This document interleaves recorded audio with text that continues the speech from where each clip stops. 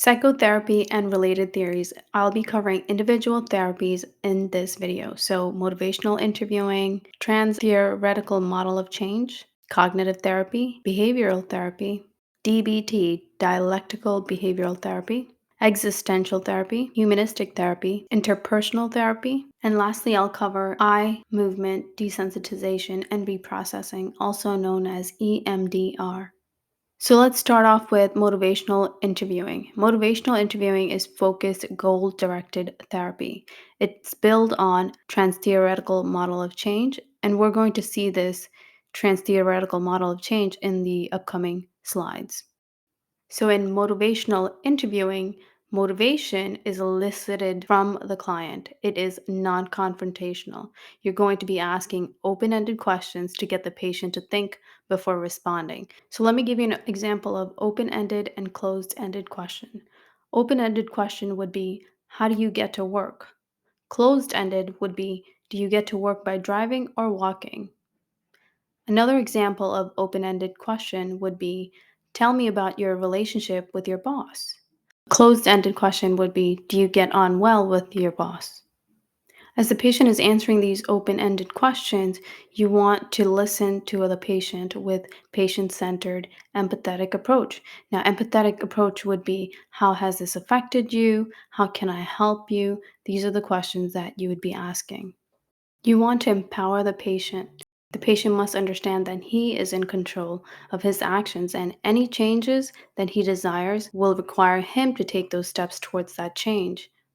So, you want to affirm that patient's positive trait. If the patient is doing something right, like taking medications on time, they're not missing any doses, you want to affirm that positive trait. Another example would be, let's say if the patient comes for their appointment on time, you want to affirm that. You want to affirm their positive trait and you want to let them know that thank you so much for coming. I appreciate you making to this appointment. So sometimes these patients have nobody, right? They don't have a family member, they don't have any support system.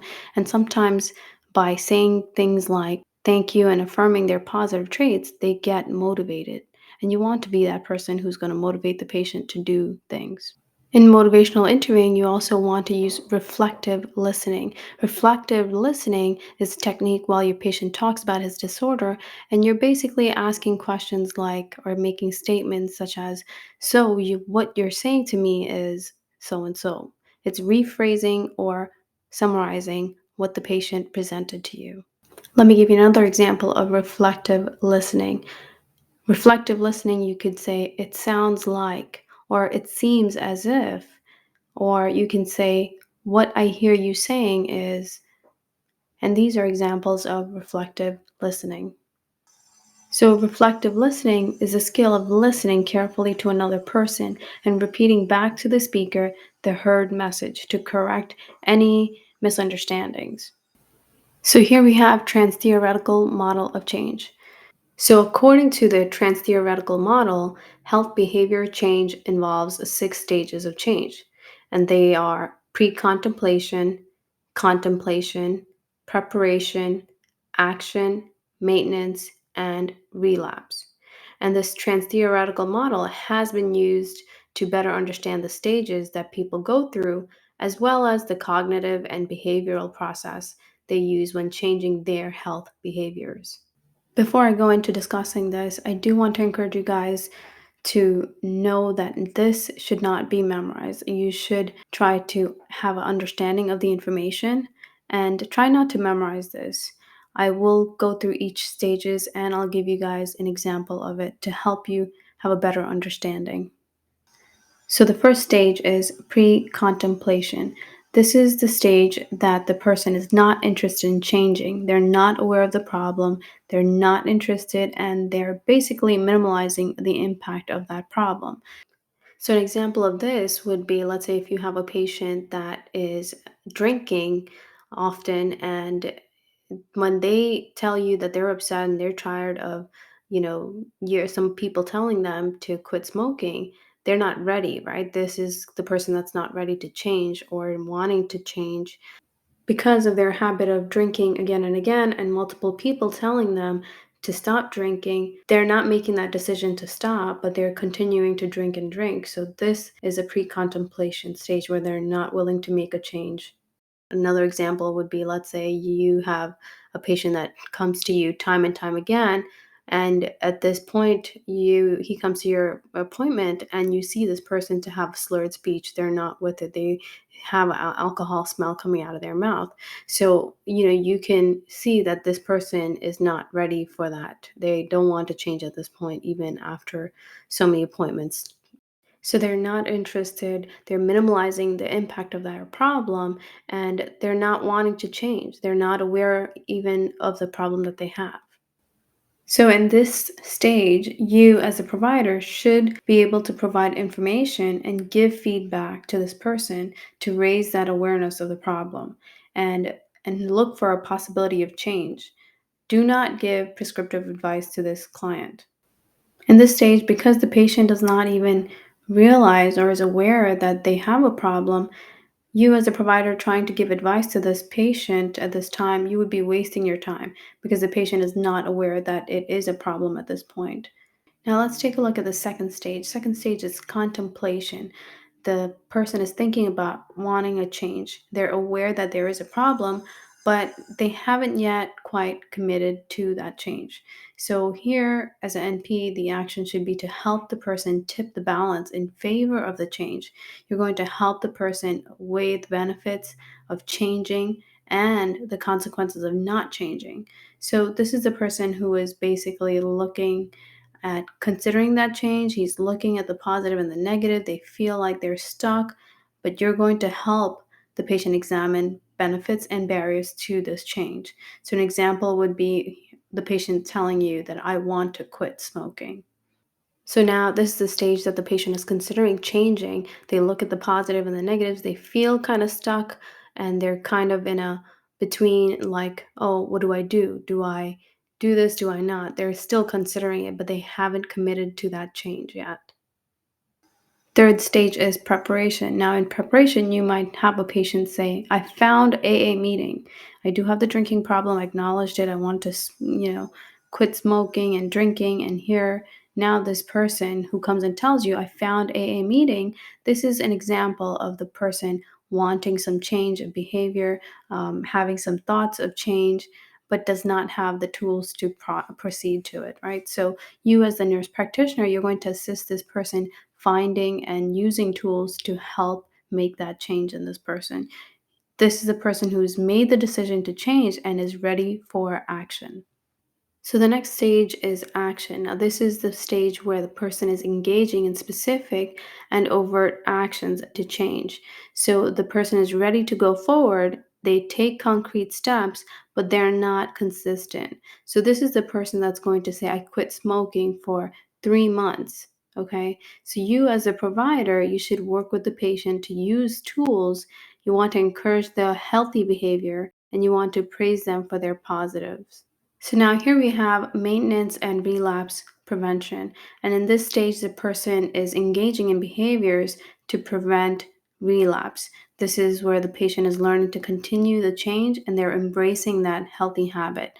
So in this stage, relapse can occur and the person learns to deal with backsliding. So, for example, the patient would say, I'm trying to avoid going to bars. And so you as a provider should continue to reinforce that positive behavior, help the patient in maintaining this behavior. So, in the maintenance stage, you want to help and provide them support. You want to continue supporting this patient because if you don't provide that support, they can easily relapse, right? So, you want to make sure you're continuing providing support, helping the patient identify the possibility of going into relapse, helping them identify and using strategies to prevent that relapse. So now let's say the patient finally admits and says that they relapse. You want to ask this person during relapse what led to their relapse, what was the cause of their relapse, why did they relapse, and because if you don't ask these information, you might not know how to plan their interventions. So you want to make sure you assess this patient and asking them what led to their relapse, when did they relapse, All these questions are very important. And if there's anything that they're doing to prevent another relapse from occurring. So all this information is going to help you as a provider to prevent another relapse in this patient. So with relapse, the provider should help the person holistically look at the situation. Here's another image to help you understand the pre-contemplation, contemplation, preparation, action, and maintenance phase. So as you can see on the left, I have noted the stages, and on the right side, you can see that initially this is a no, which turns into the patient saying a maybe, then preparing and planning, and then the action part that the person is actually doing the change, and then maintenance is basically keep on going. I hope this picture helps you, and let's get into the next topic. So here we have cognitive therapy, and cognitive therapy is by Aaron Beck. And when you guys are studying, it's important to study the application and to know what we use each therapy for. So focus on understanding the therapy rather than knowing who the author or who the therapy is by. So we know cognitive therapy, the goal for this cognitive therapy is to change the client's irrational thoughts. It could be negative thoughts, it could be faulty conceptions, negative cognitive distortions. So you want to change those negative irrational thoughts into positive and rational thoughts. So you want to replace the negative thoughts with positive thoughts, and that is cognitive therapy. Here we have behavioral therapy. Now, behavioral therapy focuses on managing or changing maladaptive behaviors. It focuses on changing maladaptive behaviors by participating in active behavioral techniques. This is very important. So, with behavioral therapy, you can change that patient's maladaptive behavior by using an active behavioral technique, such as exposure and relaxation. An example of relaxation would be asking the patient to do deep breathing exercises, helping them to relax. So, this is going to be part of behavioral therapy. Other examples of behavioral therapy are modeling. You can ask the patient to follow or model your behavior. Another example is skills training, focusing on their skills and helping them change that behavior. Problem solving, role playing, all these are part of behavioral therapy. Dialectical behavioral therapy. This therapy is named by Marsha Linehan. Now, this therapy, we use this for borderline personality disorder. And if you remember, borderline personality disorder people, they have a tendency to do risky, impulsive, and destructive behaviors. These are the patients that present with self-harm. They're extreme emotional and have mood swings. So with these patients, we can use DBT, right? So, this behavioral therapy focuses on emotional regulation, tolerance for distress. Know that patients with borderline personality disorder, they have low tolerance for distress. So, you want to work with these patients to increase that tolerance. Self-management skills, interpersonal effectiveness, mindfulness with emphasis on treating, therapy, interfering behaviors. So, the goal of DBT is to decrease suicidal behaviors in borderline patients, to decrease the therapy interfering behaviors. You can decrease emotional reactivity. You can also decrease their self invalidation. It's going to help them decrease crisis generating behaviors. You're going to decrease that passivity, increase the realistic decision making in these clients. You're also going to increase accurate communication of emotions and competencies. So, what's going to help you remember the goals of DBT is knowing what a borderline personality disorder person presents like. They have the fear of abandonment, they're unstable relationships, they're unclear or shifting self image, they have that extreme emotional mood swings, chronic feelings of emptiness. These are the patients that are going to have explosive anger. Remember, these are the patients that are taking risky, impulsive, or have destructive behaviors. They have the behaviors of self-harm. So the goal of this DBT follows what a borderline personality disorder person presents like. Existential therapy. This therapy emphasizes accepting freedom and making responsible choices. So, accepting freedom and making responsible choices are going to be your keywords that tells you that this is going to be existential therapy. Reflection on life and self-confrontation is encouraged. So, with existential therapy, it will work with your present problems. It's going to help improve your anxiety by requiring awareness of and working through these ultimate concerns that you may have. Existential therapy will help you confront your own existential concerns, so which can guide you to your own responsibility, making choices, and creating a meaning for yourself. So, the goal of this therapy is to live authentically and to focus on the present and on personal responsibility. It's going to help you understand the patient's subjective experience. So, when you're trying to understand a patient's subjective experience, it is existential therapy. Humanistic therapy. This is by Carl Rogers. Now, this therapy is person centered therapy. So when you see person-centered therapy, that could be the key word, and it's most likely going to be humanistic therapy. They're going to be asking what kind of therapy it is. You're going to say it's humanistic because it's person-centered therapy. So this is very important. Concepts include self-directed growth and self-actualization. Those could be the key words.